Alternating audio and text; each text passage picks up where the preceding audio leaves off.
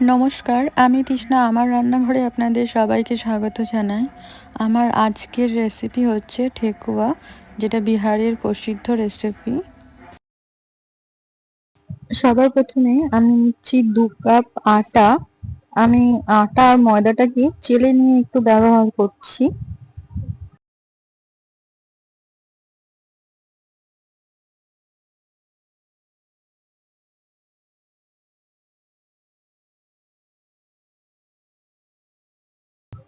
আটাটাকে চেলে নিয়ে এবার নিচ্ছি 2 কাপ ময়দা। আপনারা শুধু আটাতেও বানাতে পারেন। আমি আটা ময়দা মিশিয়ে তারপরে ব্যবহার করছি। ময়দাটাকেও একটু চেলে নেব। আর আমি নর্মাল যেই বাড়িতে চায়ের কাপ থাকে সেই চায়ের কাপ মেপেই সবকিছু ব্যবহার করছি। আর দিচ্ছি 1/2 কাপ সুজি।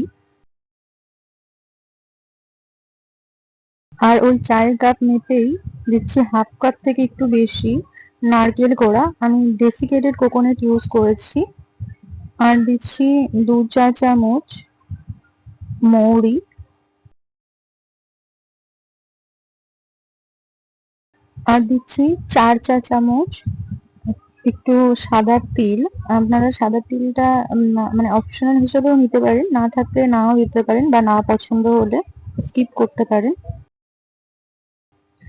এর সাথেই দিচ্ছি 1/2 চা চামচ একটু এলাচ গুঁড়ো।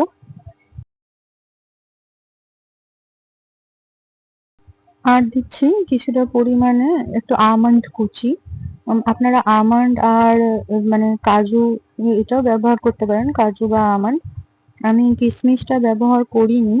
কিশমিশটা দিলে আর কি মানে একটু পুড়ে যায়। আর মানে আমি যেহেতু বেশি দিনের জন্য স্টোর করব, কিশমিশ বা ফ্রেশ নারকেল ব্যবহার করলে মানে বেশি দিন স্টোর করা যায় না। আর দিচ্ছি 4 চা চামচ একটু ঘি। ঘিটা একটু বেশি লাগবে, তাহলে একটু খাস্তা হবে। আমি 4 থেকে 5 চা চামচ মতন ঘি দিয়ে দিচ্ছি।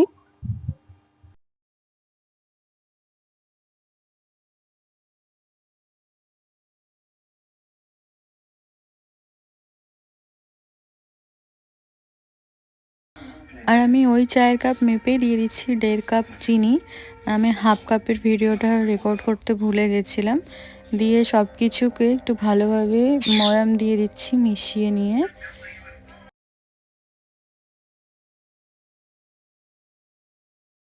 আপনারা চিনির পরিমাণটাকে আপনাদের স্বাদ মতন বাড়িয়ে বা কমিয়েও নিতে পারেন।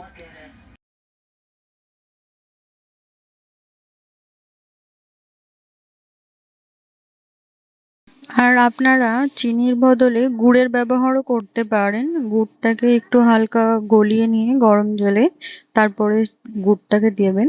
গুড়ের ব্যবহারও করতে পারেন চিনির বদলে।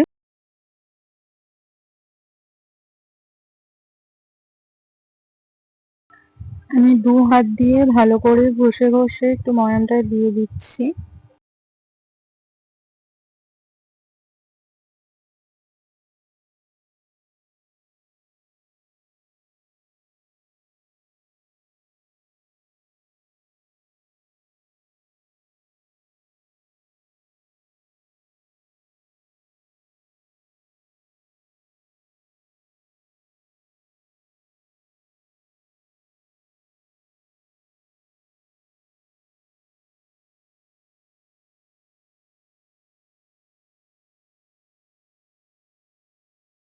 আমি খুব ভালো করে ময়ামটা দিয়ে দিয়েছি। দেখুন মুঠো করলে একটা দলা পাকিয়ে যাচ্ছে, এরকম ভাবে ময়ামটা দিতে হবে।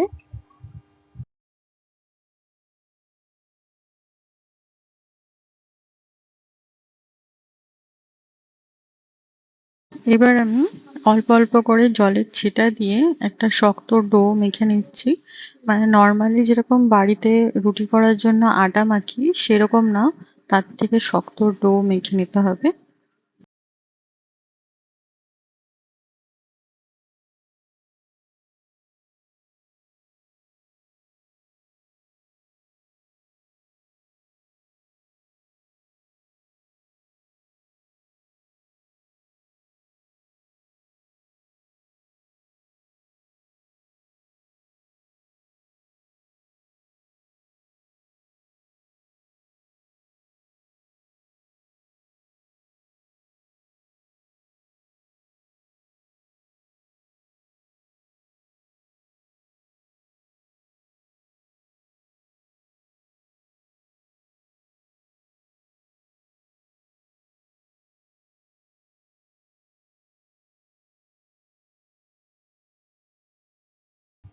আমি অল্প অল্প করে জল দিয়ে মেখে নিয়েছি। একটা শক্ত ডো মতন তৈরি করে নিয়েছি। এবার এখান থেকে অল্প অল্প করে লেচি কেটে, মানে লুচির জন্য আমরা যেরকম লেচি কাটি তার থেকে একটু বড় বড় করে কাটছি। কেটে নিয়ে একটু গোল করে দু হাত দিয়ে চেপে আমি ঠেকুয়াটা তৈরি করে নিচ্ছি। আমার কাছে যেহেতু ছাঁচ নেই, ওই জন্য আমি একটা টুথপিকের সাহায্যেই ডিজাইন দিয়ে দিচ্ছি। আপনাদের কাছে যদি ছাঁচটা না থাকে, আপনারা এরকম ভাবে ডিজাইন দিয়ে দিতে পারেন।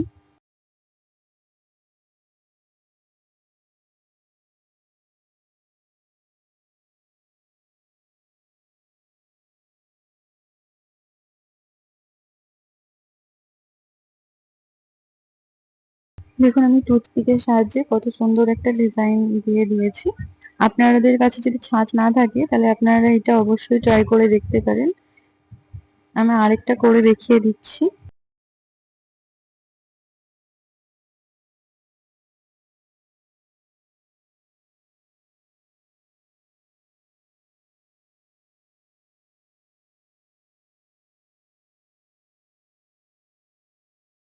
আর যদি আপনাদের এরকম করে সাইড থেকে ফেটে যায়, তাহলে ভাববেন একদম পারফেক্ট ঠেকুয়া তৈরি হয়েছে।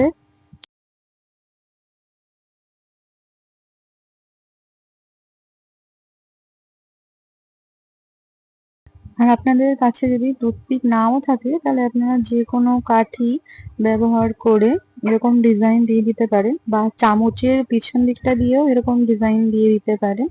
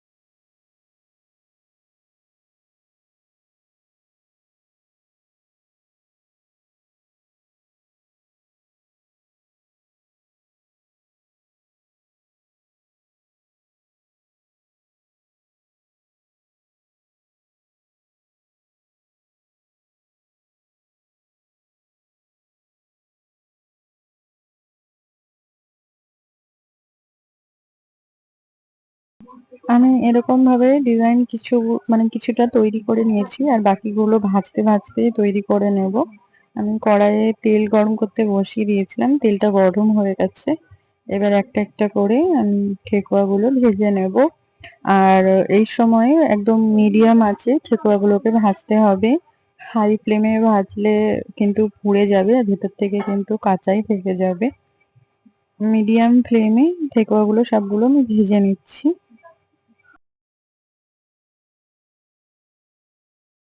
আমি 5-7 মিনিট পর একটু উল্টে দিচ্ছি। এক পাশটা হালকা একটু গোল্ডেন হয়ে গেছে, আরেক পাশটাকেও গোল্ডেন ব্রাউন করে আমি একটু ভেজে নেব।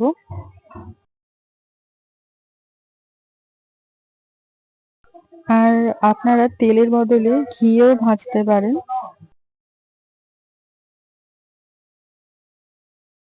আমি ঠেকুয়াগুলোকে লাল লাল করে ভেজে নিয়েছি, এবার তুলে রাখছি।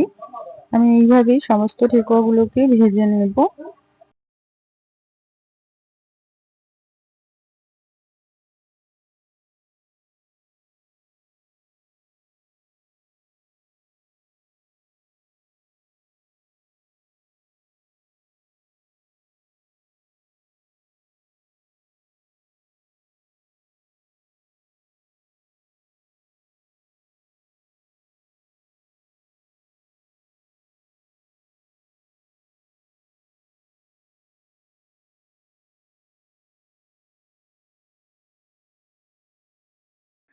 আমার ঠেকুয়া একদম রেডি।